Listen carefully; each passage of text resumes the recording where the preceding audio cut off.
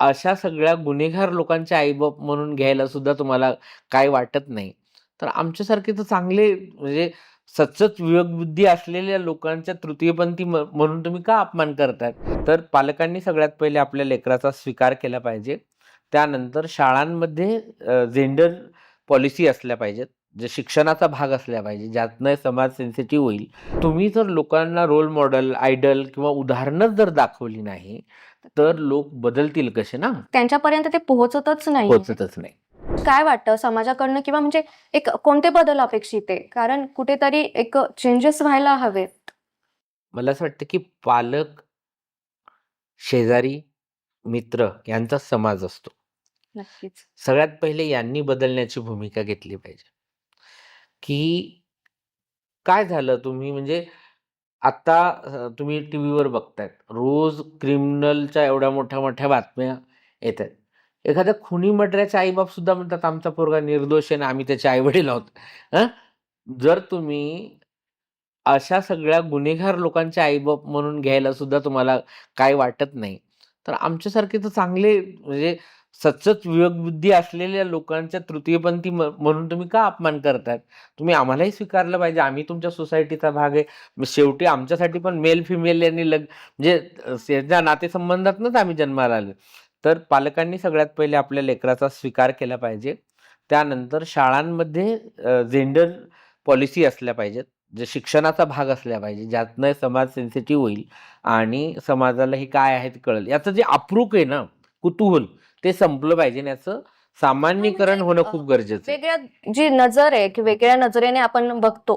म्हणजे एक आपला मित्र आहे किंवा मित्राचा कुणी आहे किंवा आपल्या मुलाचा मित्र आहे.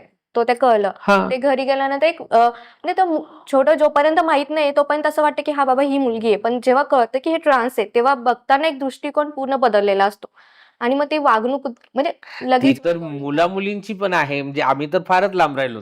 आज जर समजा एखाद्या मुलीने सांगितलं, की हा माझा मित्र आहे, आज घरी येणार आहे तो, तरी आई-वडील ऑब्जेक्शन देतात. आपण काय एवढ्या अजून सुधारलेल्या समाजात गेलेलो नाहीत, की जिथे मुलं-मुली मैत्रीण ट्रान्सजेंडर तर हा अजून त्याच्या पलीकडचा विषय. तेव्हा नाही म्हणायचंय. मला असं म्हणायचंय की जेव्हा बालमन असतं म्हणजे शाळेत किंवा कुठेही छोट्या जेव्हा संस्कार होतात किंवा एखाद्या आता म्हणजे अपकमिंग जनरेशन आहे तर त्यांच्या मनावरती बिंबवलं जातं ना ते गोष्ट. आपल्याला जेंडरवर खूप काम करावं लागणार आहे. कारण की जेंडर ही कन्सेप्टच कृत्रिम आहे. हे लोकांना स्वीकारावंच लागणार आहे. कारण की त्यातनं बऱ्याच गोष्टी आहेत. कामाचा भेदभाव असेल किंवा शिक्षणातला दुजाभाव असेल, भाषेच्या संदर्भाने दुजाभाव असेल. म्हणजे तुम्ही जर पाहिलं तर साहित्यामध्ये किंवा चित्रपटामध्ये तृतीयपंथी सन्मानार्थ भूमिकेमध्ये कुठे दिसतात का? नाही. ते नेहमी विनोदाचा किंवा विद्रुपीकरणाचा एक भाग असतात. नक्कीच.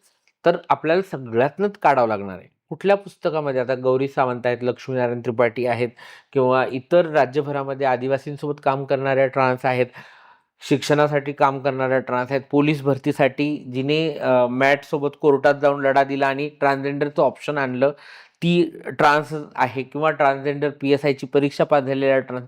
पण यापैकी कुणाचाही लढा संघर्ष लढा म्हणून अभ्यासक्रमामध्ये शिकवला जात नाही किंवा यांच्यापैकी कुणालाही महाराष्ट्र शासनाचा एखादा पुरस्कार मिळालाय का? तर नाही. तुम्ही जर लोकांना रोल मॉडेल, आयडल किंवा उदाहरणच जर दाखवली नाही, तर लोक बदलतील कसे ना? त्यांच्यापर्यंत ते पोहोचतच नाही. पोहोचतच नाही. नक्कीच म्हणजे खरं तर बदलाची सुरुवात इथूनच करावी खूप लागेल. गरजेचं आहे. आणि आता म्हणजे असं गप्पा सुरूच आहेत तर एक विचारायचं मला की असं म्हटलं जातं की म्हणजे पंथी समाजाच्या रूढी परंपरा या वेगळ्या असतात. काही वेगळं नसतं बाई. म्हणजे कारण सगळं खूप एकदम ऐकायला ॲज अ मिळतं. फॅमिली सारखे जे हायरार्की असतात, आम्ही काय आभाळातनं पडलेलो नाहीत. नाही. बरोबर.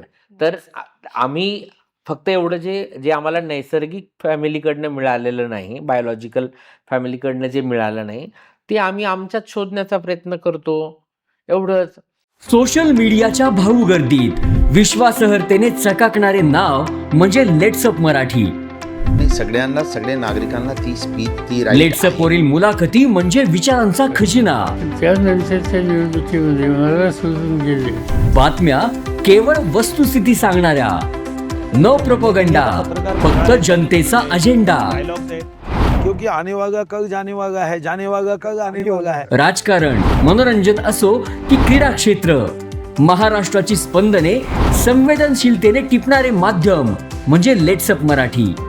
जगासोबत एक पाऊल पुढे राहण्यासाठी लेट्सअपचे ॲप, सोशल मीडिया आणि वेबसाईट सोबत कनेक्टेड रहा.